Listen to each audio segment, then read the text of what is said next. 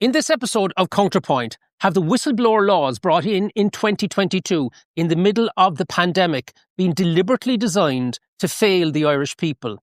I'm Eddie Hobbs. Let's break it down.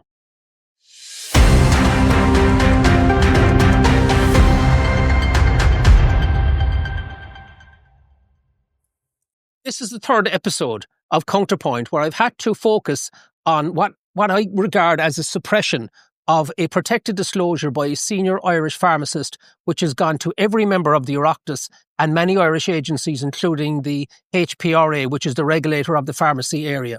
This was brought up in a question to Taoiseach Micheál Martin last month by independent Meath TD Gillian Toole. Have a listen to the filibuster that subsequently followed by Taoiseach.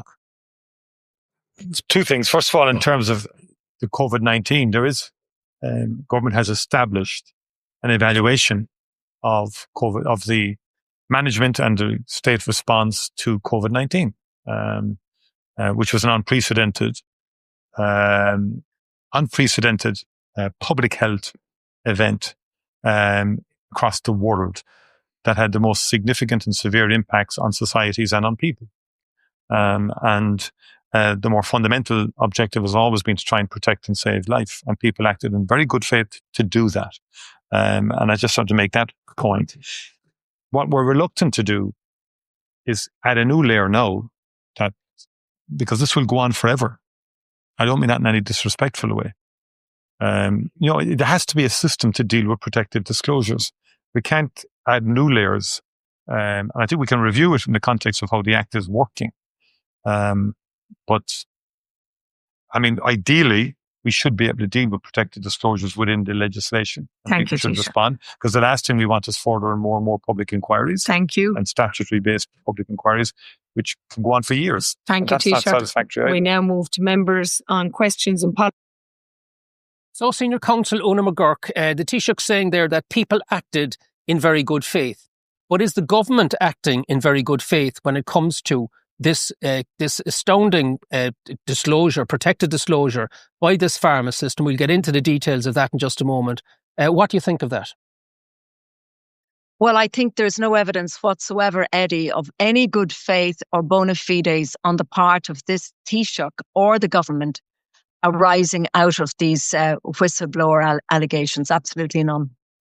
And when we actually, let's just go back through so this is just for those that are catching up, a protected disclosure is a matter that comes under originally the 2014 Irish legislation. Then there was an EU directive, and that subsequently amended the Irish legislation quite substantially in 2022. We'll come to that in just a moment. But the nature of the allegations themselves being made by the pharmacist are the most grave allegations that could have ever been made by any professional against the management of the state during COVID. Can you just run us through what the major ones were? Well, what he is saying really represents the most egregious account of wrongdoing by high-ranking members of the state in the history of the state.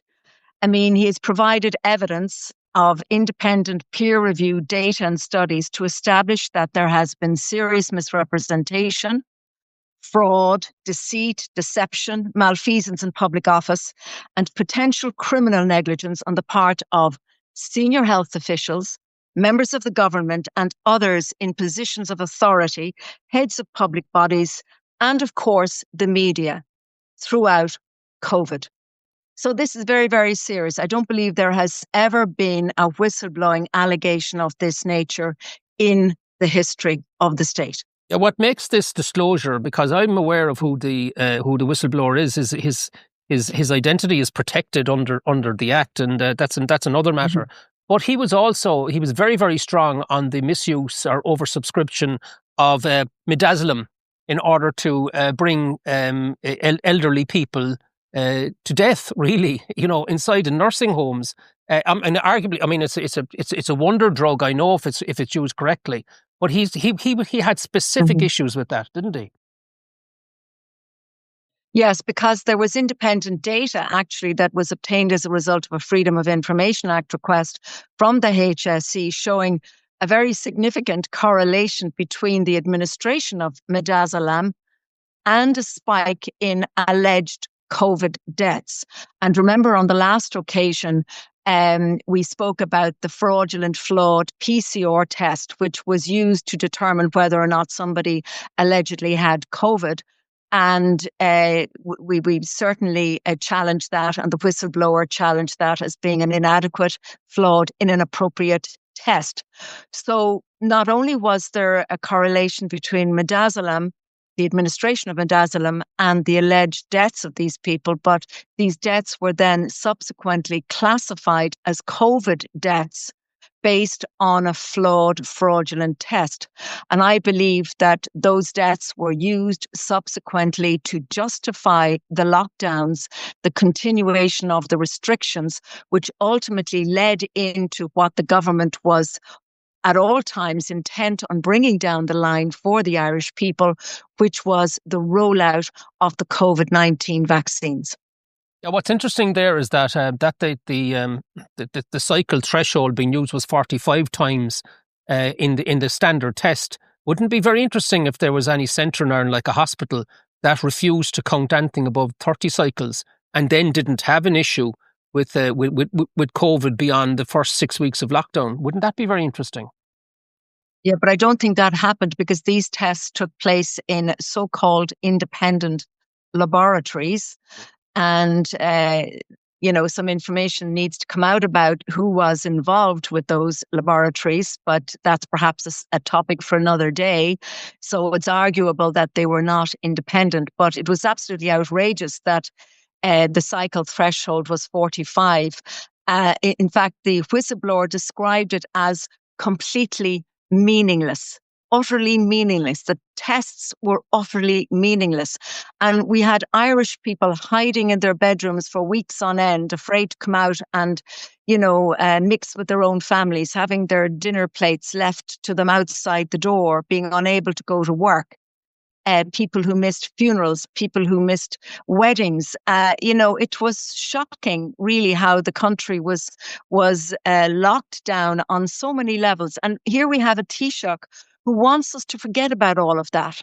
Let's not. He wants it all to go away quietly, because and that's why they brought in this ridiculous toothless COVID evaluation system, because they don't want any proper statutory inquiry that would have powers such as to compel the witnesses to attend, and would have other powers that would give this the statutory inquiry some teeth. Instead, they opted to have a toothless inquiry, which is merely an evaluation process, and we know that absolutely will not go anywhere. Yeah, because it won't assign blame. But what I find fascinating about this, about the PCR tests, is that it created a phantom pandemic. We weren't watching. Infection rates were not as they were reported. So therefore, all the scares that we were getting at 7 p.m. every evening when George Lee and Fergal Bowers would come out of the latest NEFID meeting, all of that was based on false data. Yeah. That's correct. And there was no pandemic of the dying in 2020. So it just didn't exist. Okay, it was only after the rollout of the COVID vaccine. So the allegations here are the most serious allegations that could be made. They're made by a senior pharmacist who's also in the he's also in the pharmaceutical area. So this is no slouch, right? This is a senior person. We know this to be the case. No. So what has happened, right? Yes. So this protected disclosure goes into it was aimed largely at the HPRA, which is the Health Product Regulatory Authority, but many other agencies got it as well. Can you just walk us through who got it?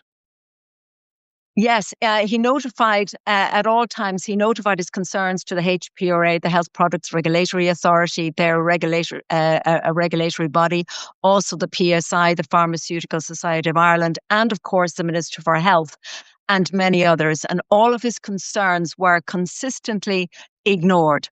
So eventually, what he did was he decided to make a Section 8 protected disclosure under the whistleblower legislation. The protected disclosures legislation, which, as you've said, was brought in during COVID.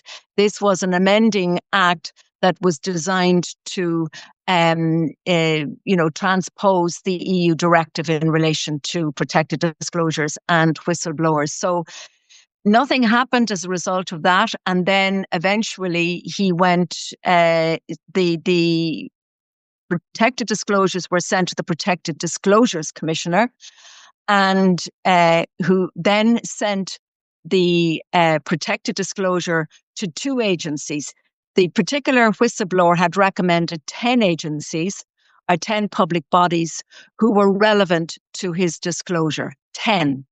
But the Protected Disclosures Commissioner only chose 2 of them, and that was the Department of Health and the Health Products Regulatory Authorities. So it was the Protected Disclosures Commissioner himself who actually furnished the protected disclosure to these 2 public bodies. So the response that was given by them was as follows. In the case of the HPRA, actually, I'm going to stop you, Una. I'm going to stop you. I want you to hold the response for a second because we have to go to an important break. So stay with us because we're going to hear what happened next. It's time to pivot to solutions. We know the problems and the challenges. This coming January the 10th and 11th, I'm hosting the first ever IRL Forum, a solutions-driven national public conference with special guests speaking on issues Ireland faces today. Hence, this is the beginning of a comprehensive new discussion about what to do. Visit irlforum.com now for limited tickets with 20% off for early birds using my promo code EDDIE. See you there. So welcome back. So Una, he sends in the protected disclosure. The Commissioner gets it. He's sending it to the Department of Health and to the HPRA, the Old Medicines Board. But lots of other people get it as well. So what happens then? Well, what the HPRA said was that he didn't come within the definition of a, inverted commas, worker within the meaning of the Act. That is absolute nonsense because a worker also includes an independent contractor such as him, and he had a contract with the HSE. So that was the first thing. The Department of Health. Can I just pause you there? Can I just pause you there? Because when I was researching this, and I know you've read the acts. Obviously, you're a senior counsel. I'm not. I'm way off that pace. But even I can see that in 2022, when we were forced by the EU directive to change, upgrade our whistleblowing, it clearly says workers, shareholders, volunteers, etc. It's a huge, wide description. So how do they expect to get away by saying that we can't deal with this? I mean, they were clearly looking for an out, weren't they? I mean, we can't deal because you're not a worker. Of course, but the other point you raised, which is very interesting, because it's certainly arguable that the Irish government didn't properly transpose the directive in the first place, because yes, certainly the directive does broaden the categories to include intermediaries and media people like you and me and independent journalists. So, for example, the media and independent journalists and other intermediaries like you and me actually have no protection under the Act. I'm quite certain that was done deliberately because at the time that the directive was transposed, we know the media generally were already captured. But leaving that aside, the definition, even the definition under the definition of worker in the actual legislation which exists, which is law in Ireland, which is a legislation that was, signed into law, this whistleblower comes within the definition of that. There's no doubt about it. It's obvious to anybody. You don't need to be a lawyer. If you read the legislation, this particular individual is a worker within the meaning of the Act. Now, what the Department of Health did was they had a slightly different angle. They said that they didn't say that he wasn't a worker. What they said was that he didn't find this information or discovered this information in a work-related context. And in fact, they used a phrase, first-hand work-related context. Well, I can tell you now, first-hand is not even used in the legislation. So they inaccurately quoted the legislation to try and deprive him of any entitlements under the whistleblower legislation. So that's how they got out of it. And of course... No, hold on a second. No, they didn't get out of it, not as far as I'm concerned. Because what you've just described there is that the HPRA, the Old Medicines Board, they've effectively acted untruthfully. Because what you're saying is that, look, any person can see that this disclosure is coming from somebody who's entitled to use it. And the second bit is that they're making up words that don't exist inside in the legislation. Exactly. So that's also untruthful, right? So look, like we have to use plain language here. I mean, the deal, in my opinion, that's a resigning offence for the entire board of those organisations, because they're allowing the organisations to engage in untruthful statements in connection with very serious disclosures. I mean, that's just unacceptable. That's right. But we're living in a time of deceit, as you and I know, and as many of our viewers. Yes, but it's still not acceptable, Una. It's just not acceptable. It's complete. But it gets worse, because even if they had accepted the disclosure, it was clear that they had to have their gatekeepers to prevent the disclosure from being accepted, because what they would need to do then is to diligently follow up. You see, the legislation is very inadequate, and that's what I want to tell you about as well. It's essentially a toothless piece of legislation. In fact, it's utterly meaningless, and I'll tell you why. Because it does, to a certain extent, do what it says on the tin. It protects the whistleblower, and it protects the whistleblower in a number of ways, by ensuring his or her anonymity, by preventing any retaliation, by ensuring that they do not lose their job as a result of making the protected disclosures, assuming, of course, they do it in good faith, and that they genuinely believe that the allegations are true. And also, it entitles them to get an acknowledgement of their protected disclosure and a follow-up in respect of the protected disclosure, so that they know what's happening and why it's happening. So the Act, the second Act, the Amendment Act, provides for two systems of disclosure. It can be done internally within companies or corporations or statutory or state bodies. So you have the internal channels, and then you have the external channels, one of which is the Protected Disclosures Commissioner. So the same principles apply to both. But that's really where it ends. The only obligation then is a very, very low bar. It's all about diligent follow-up and reporting back. And that's it. That's as far as it goes, Eddie. There's no truly independent oversight in relation to any aspect of a disclosure by a whistleblower. For example, there's no judicial oversight. So what you're saying what you're saying, Una, if I'm reading it correctly in simple terms, layman's terms, is that that this act is designed to just go around in circles and not actually achieve anything. Correct. It's designed to go around in a loop. So what it does, it will protect you as a whistleblower, allow you to make your disclosure, and we'll protect you. You won't lose your job, and we'll write to you, and we'll keep you informed of what we're doing. But ultimately, if we as gatekeepers decide that, we think that you don't have a prima facie case, and or as in the case of these two gatekeepers for the Department of Health and the HPRA, that you don't come within the terms of reference, then we've done our diligent follow-up, and we've told you, so we've complied with the Act, and that's the end of it. So ultimately, rendering the Act meaningless. Well, that would explain the Taoiseach's filibuster response to Gillian Toole. Just filling in time, just going around in circles. Correct. He knows. Just put them around and around and around in circles. Yeah, well, I mean, we can't say that he designed. Look, I mean, these things don't happen by accident, right? I mean, this is not poor. This is not poor. Yeah, this is not poor legal draftsmanship. This is exactly how it's supposed to be. So let's just. I just want to go back a second, Una. I'm going back to the Department of Health and the HPRA. They both made untruthful statements, right? Yeah. So what then does the pharmacist do? Does he then scatter the protected disclosure across all members of the Oireachtas and other agencies like the Gardaí, the Central Bank, I think the Comptroller and Auditor General, because there was impacts there. And like, in other words, how many people have got this document at this stage? Okay. From a legal perspective, it seems there's no real recourse for him, because under the Act, there is no mechanism for appeal other than to the Protected Disclosure Commissioner acting as an ombudsman.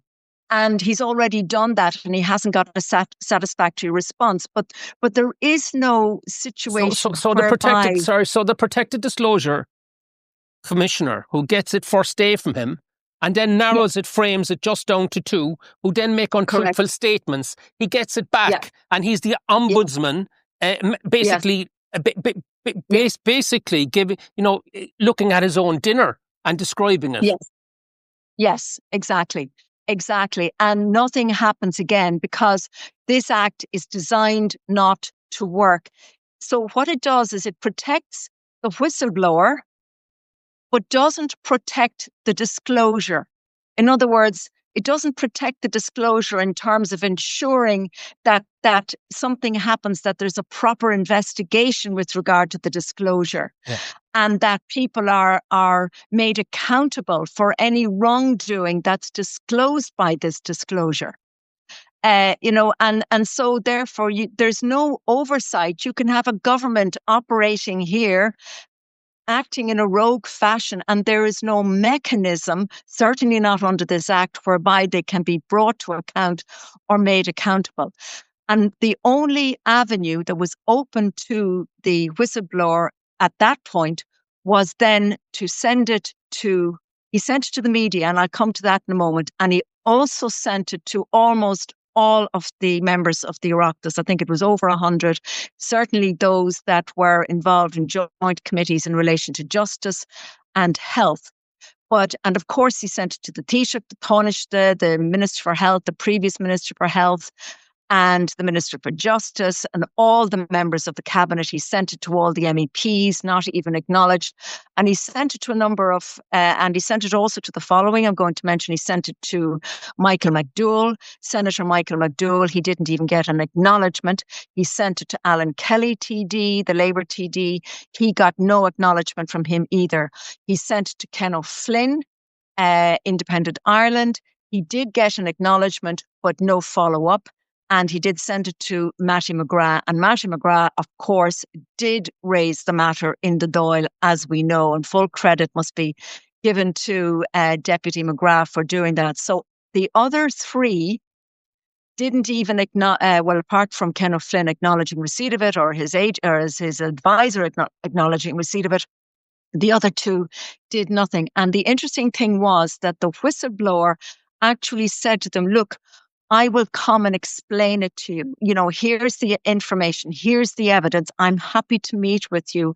I'll bring you through the document. I'll bring you through all the evidence I have in relation to these serious wrongdoings. And nothing. They didn't want to know. And it's the same for almost every other member of the Oireachtas as well. So this is a very serious situation in Ireland. I said it before, and I'll say it again. The extent to which we can actually deal with this whistleblower allegation in relation to a serious public interest case will determine whether or not we as a nation or as a country are fit for purpose. And at the moment, Eddie, it's looking very bad. And I'm sure you would agree with me on that. Well, I would, but what I find quite extraordinary about all of this is that, like, every single agency of the state has been given a document which is absolutely astounding. It's backed up by all of the evidence. It makes very serious allegations against all agencies of the state that have been anywhere close to this whole business, especially those right in the middle of it. Those 2 agencies, and I said for the 3rd time in this episode, have made untruthful statements about the protected disclosure, where you're now saying, and it seems to be the case, that the actual legislation itself is a bit like a series on Netflix, a thriller, and they send out the first few episodes, and we're all waiting for the finale. That's right. And then there's no finale, because it's designed to say, look, here's your process, you're protected, isn't it great? But like, you're at the actual substantive issue that you're raising is never going to go anywhere. Correct. And it's all about the process. And basically, it's a very elaborate word salad using all sorts of nice phrases like transparency and protection. But when you analyze it, it's all meaningless. So doesn't go anywhere. It's designed not to go anywhere. And it's important for people to realize. It just means that a whistleblower will be protected in the way I've just described, certainly.